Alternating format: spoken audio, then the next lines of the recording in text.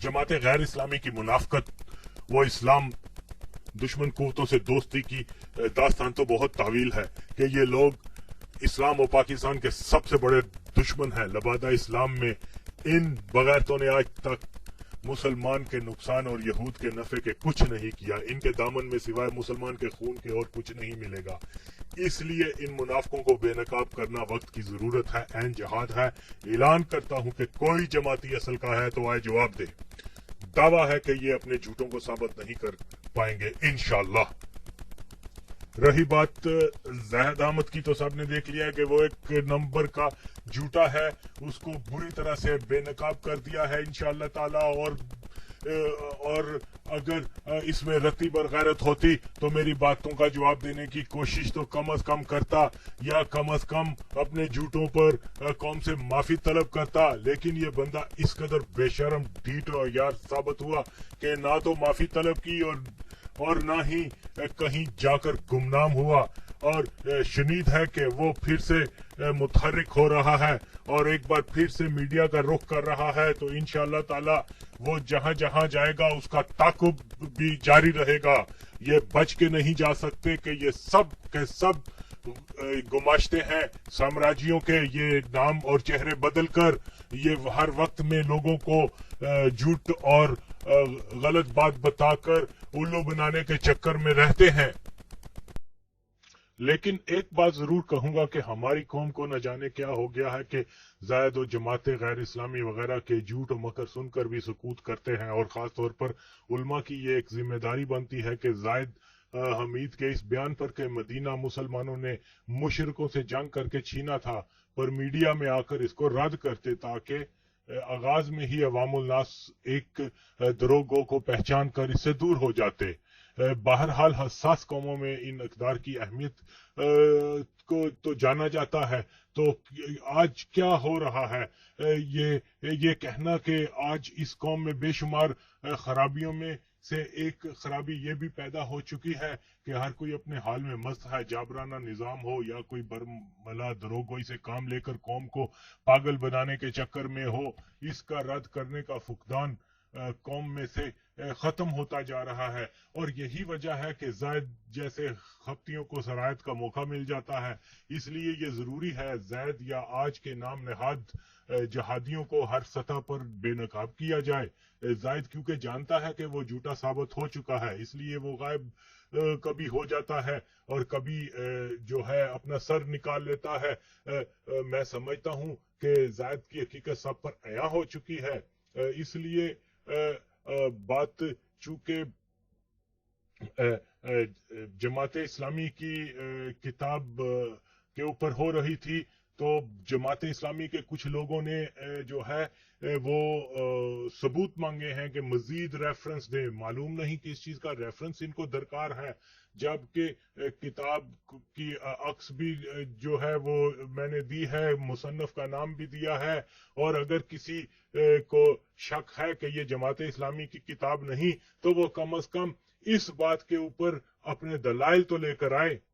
तो बिल्कुल ये जमात इस्लामी की अपनी किताब है और इसका हर एक तफसील जो है वो दे चुका हूं। अब दीगर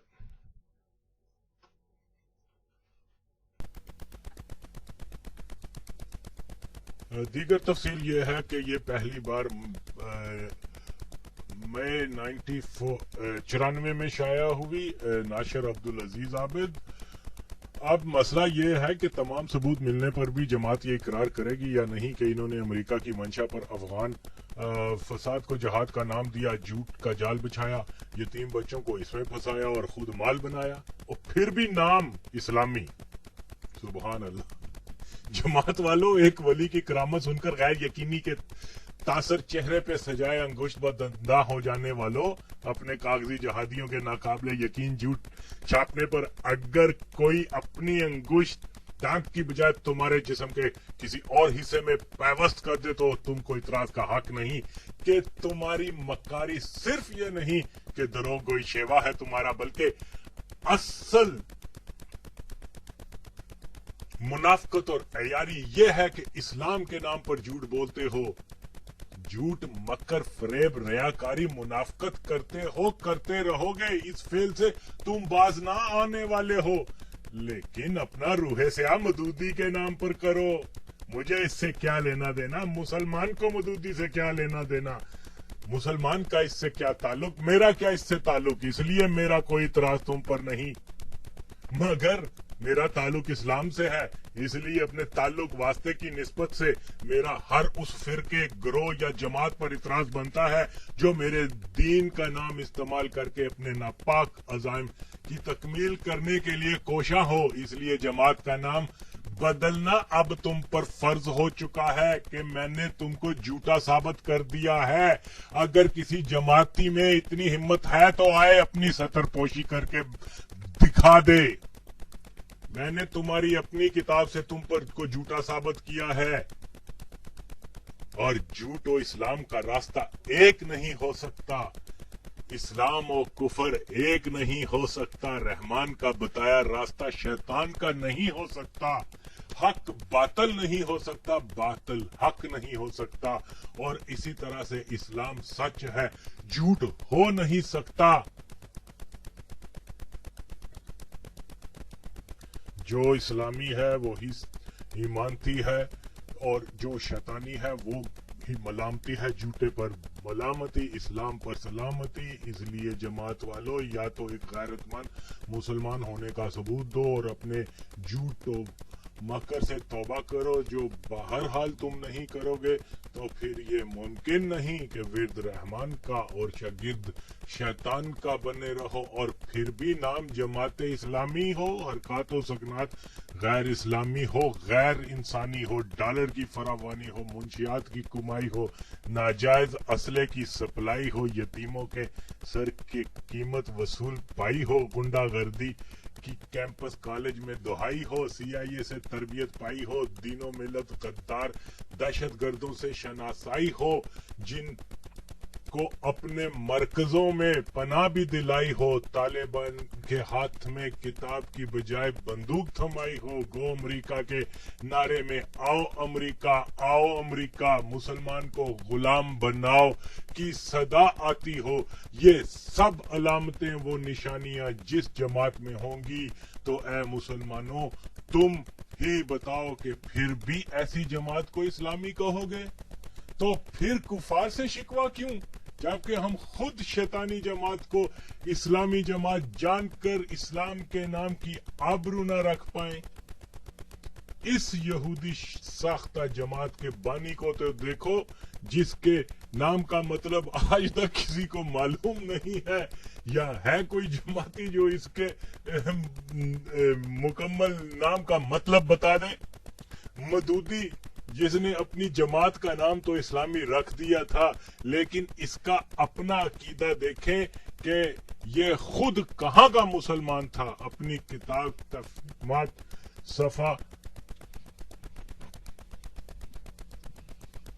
43 حصہ اول میں لکھتا ہے کہ آتش پرست و بت پرست بھی صحیح عقیدہ ہے، جبکہ اسلام میں ماں سوائے اسلام کے عقیدہ کے باقی تمام عقائد باطل ہیں.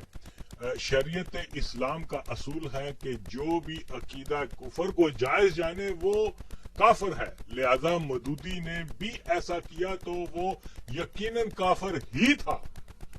اسی کتاب کے صفحہ 281 حصہ سوم میں اللہ کی بنائی شریعت کو مودودی نے ظلم پر مبنی قرار دے دیا، معاذ اللہ، جس کی وجہ سے مودودی ہرگز مسلمان نہ رہا. یہ خبیث مودودی ایک نبی حضرت نوح علیہ السلام کو جاہل کہتا ہے. اس لیے مودودی ایک نبی کی توہین کرنے پر لازم کافر بنا.